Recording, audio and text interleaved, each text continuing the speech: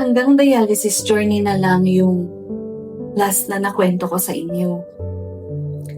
Kasi most of you know, pagkatapos nun, biglang nagbago yung buong buhay ko. Kasi April 19, last month lang, nung mawala yung asawa ko. Kaya simula noon, grieving na lang talaga yung kaya ko nang i-share sa inyo. At sa totoo lang, ganun pala yun, no? Akala ko habang tumatagal, mas gumagaan yung pakiramdam. Pero hindi pala. Mas humihirap at mas sumasakit pa siya. Yung akala mo sobrang sakit na, may mas isasakit pala.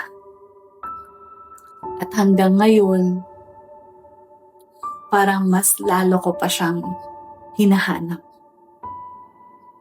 Parang habang tumatagal, mas lalong nagsisink in sa akin na wala na talaga siya.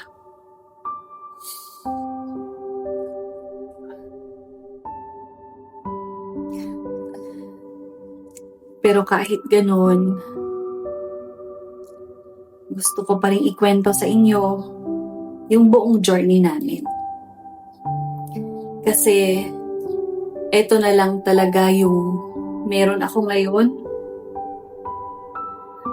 Yung mga memories namin. At yung laban na talagang dalawa kaming lumaban. Kasi ako na lang ngayon yung naiwang lumalaban mag-isa.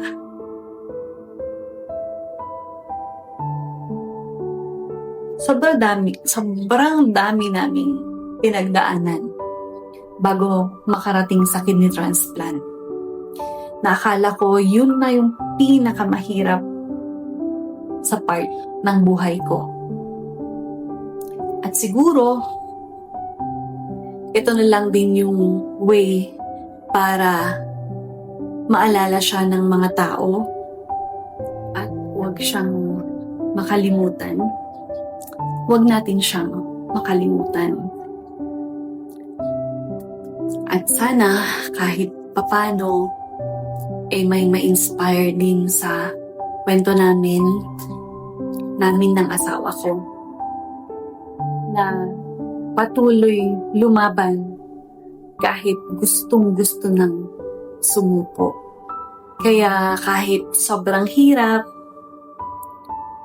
pipilitin kong ikwento sa inyo kahit paunti-unti